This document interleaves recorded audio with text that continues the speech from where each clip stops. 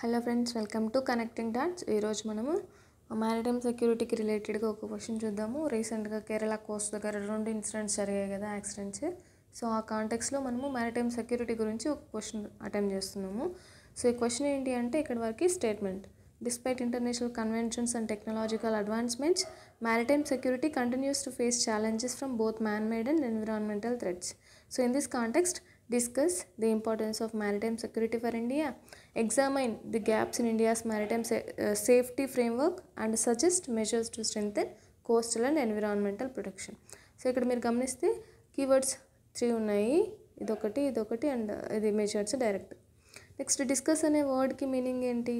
మనం ఏదైతే తీసుకున్నామో ఈ క్వశ్చన్, దాన్ని డీప్గా అనలైజ్ చేయాలి. ఇక్కడ దేన్ని డీప్గా అనలైజ్ చేయమన్నారు?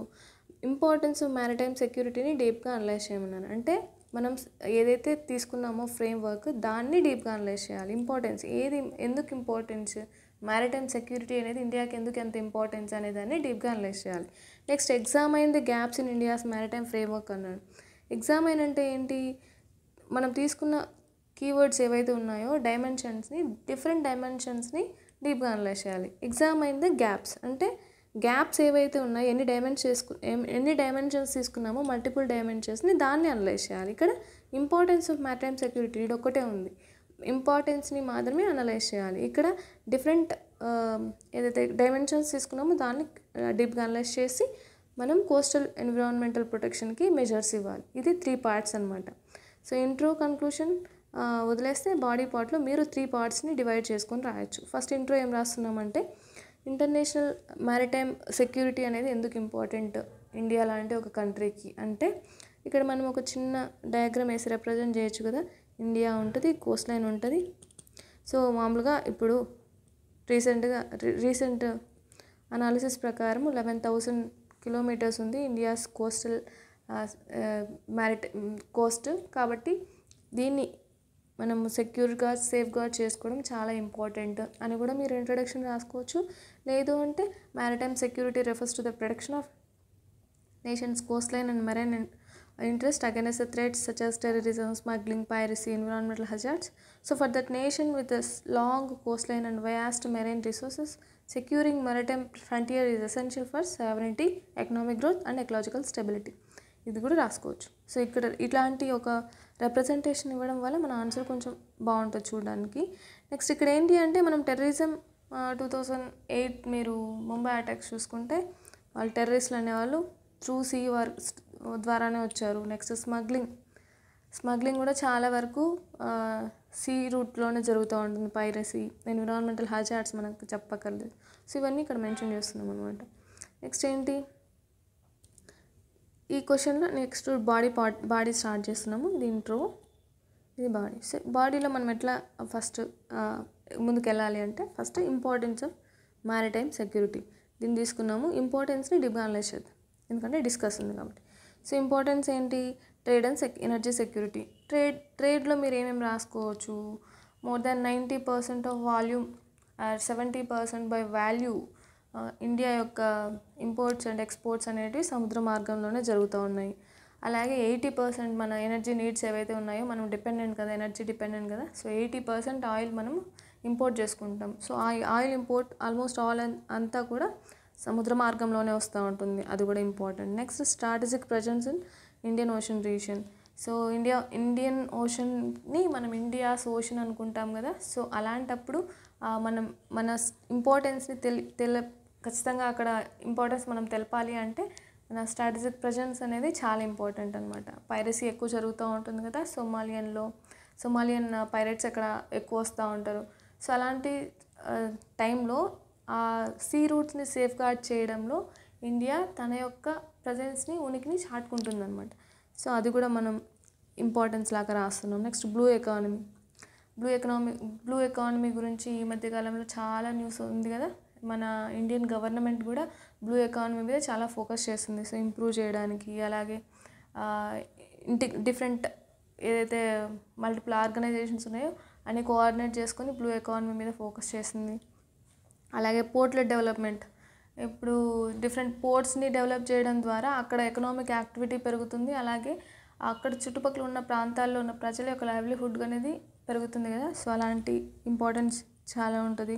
Next coastal population protection. ఇక్కడైతే ఇప్పుడు ఎవరైతే కోస్టల్ ఏరియాస్లో ఉన్నారో ఫిషర్మెన్స్ కానీ, నెక్స్ట్ ఎవరైనా పోర్ట్లో వర్క్ చేసే వాళ్ళు కానీ, ఇలాంటి వాళ్ళందరినీ ప్రొటెక్ట్ చేయాల్సిన అవసరం మనకు ఎంతైనా ఉంటుంది. Next disaster resilience and ecological balance. అంటే ఇప్పుడు డిజాస్టర్స్ ఎక్కువ వస్తూ ఉంటాయి మనకు. బే ఆఫ్ బెంగాల్లో అయినా, అరేబియన్ ఓషన్లో, ఈ మధ్యకాలంలో అరేబియన్ ఓషన్లో కూడా ట్రాపికల్ సునామీస్ ఎక్కువైపోయినాయి కదా. సో అలాంటి టైంలో ఏం చేయాలి? ఒక రెసిలియంట్ ఇన్ఫ్రాస్ట్రక్చర్ అనేది క్రియేట్ చేసుకోవాలి. మనకు ఏదైనా ఒక డిజాస్టర్ జరిగింది అంటే ఒక 2-3 రోజులు టైం ఉండదు కదా ఎవాక్యుయేషన్ చేయడానికి. డిఫరెంట్ 1 hour 2 hours వితిన్ అవర్స్లోనే మనం ఎవాక్యుయేషన్ ప్లాన్స్ అనేవి ప్రిపేర్ చేసుకొని అక్కడ నుంచి జనాలు దూరంగా ఎత్తైన ప్రదేశాలకు తరలించాల్సి ఉంటుంది. సో అలాంటి టైంలో అలాంటి ఇన్ఫ్రాస్ట్రక్చర్ కూడా క్రియేట్ చేసుకోవాల్సిన అవసరం ఎంతైనా ఉంది. ఎందుకంటే మనకు చాలా కోస్ట్ లైన్ ఉంది కదా, 11,000 kilometers ఆఫ్ కోస్ట్ లైన్ ఉంది కాబట్టి సో ప్రిపేర్డ్నెస్ అనేది రెడీగా ఉండాలి. ఇది మ్యారిటైమ్ సెక్యూరిటీ యొక్క ఇంపార్టెన్స్ అని చెప్తున్నాం. నెక్స్ట్ ఏం గ్యాప్స్ ఉన్నాయి, ఇంకా ఏం గ్యాప్స్ ఉన్నాయి? మనం ఇన్ని మెజర్స్ తీసుకున్నా కూడా ఎక్కడ గ్యాప్స్ ఉన్నాయి అంటే ఇన్స్టిట్యూషనల్ ఫ్రాగ్మెంటేషన్. అంటే ఏంటి?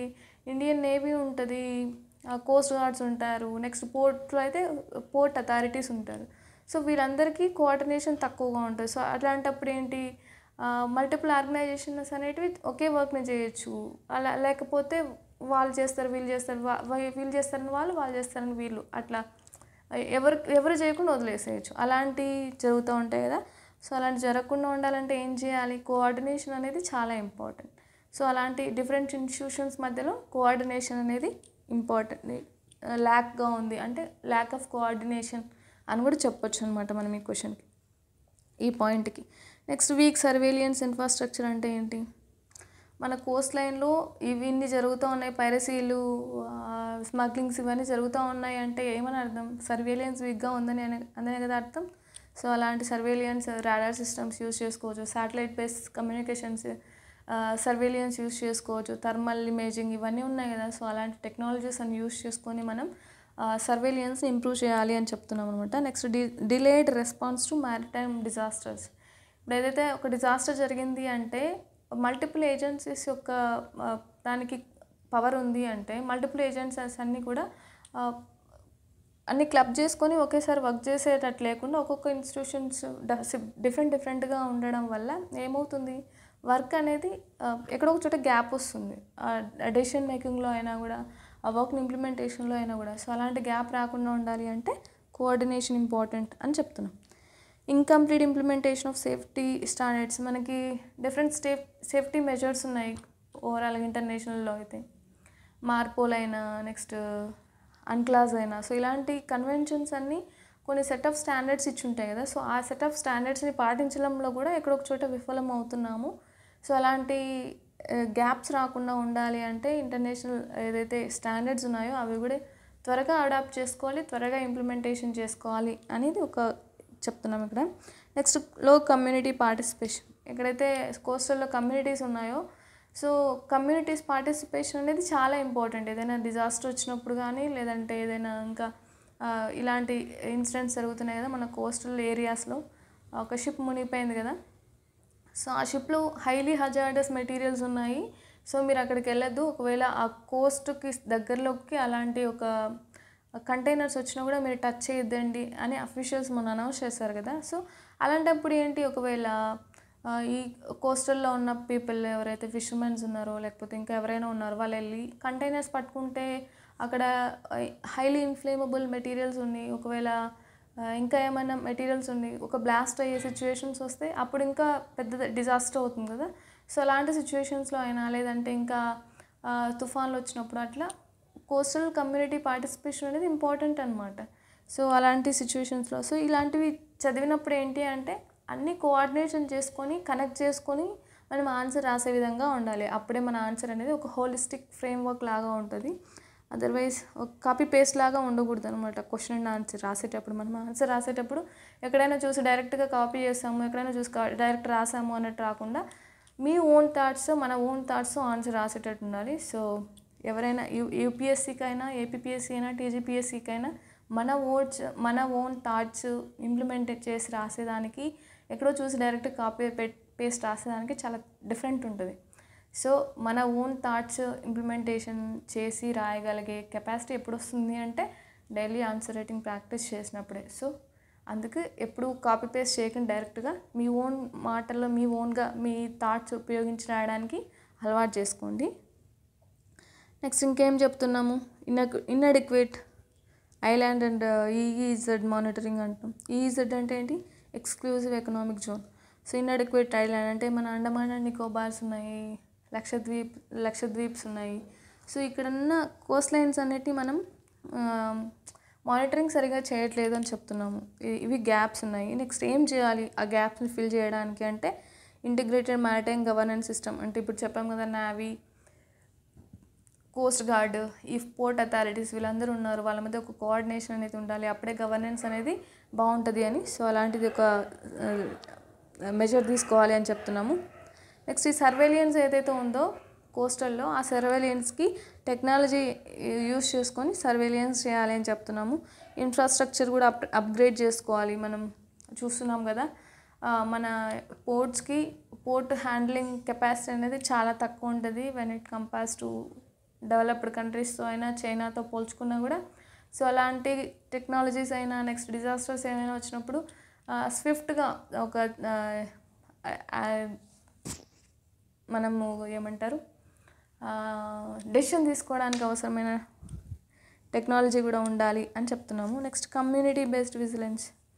కమ్యూనిటీ ఇప్పుడు మన టెర్రరిజం అయినా, పైరసీ అయినా, స్మగ్లింగ్స్ అయినా కూడా కోస్టల్లో ఉన్న ప్రజలకి ఇంటిగ్రేట్ చేస్తే వాళ్ళు ఇంకా బాగా సర్వేలెన్స్ చేయగలుగుతారు, అంటే ఇంకా బాగా చూడగలుగుతారు. ఎవరెవరు కొత్త వాళ్ళు వస్తున్నారు, ఎవరైనా ఏదైనా తప్పు పని చేస్తున్నారని వాళ్ళకి బాగా తెలుస్తుంది అన్నమాట. సో అలాంటప్పుడు అలాంటి కోస్టల్ ఏరియాస్లో ఉన్న ప్రజల్ని ఇన్వాల్వ్ చేయడం వల్ల సో ఇలాంటి ఒక స్మగ్లింగ్ కానీ పైరసీస్ కానీ అరకట్టచ్చు.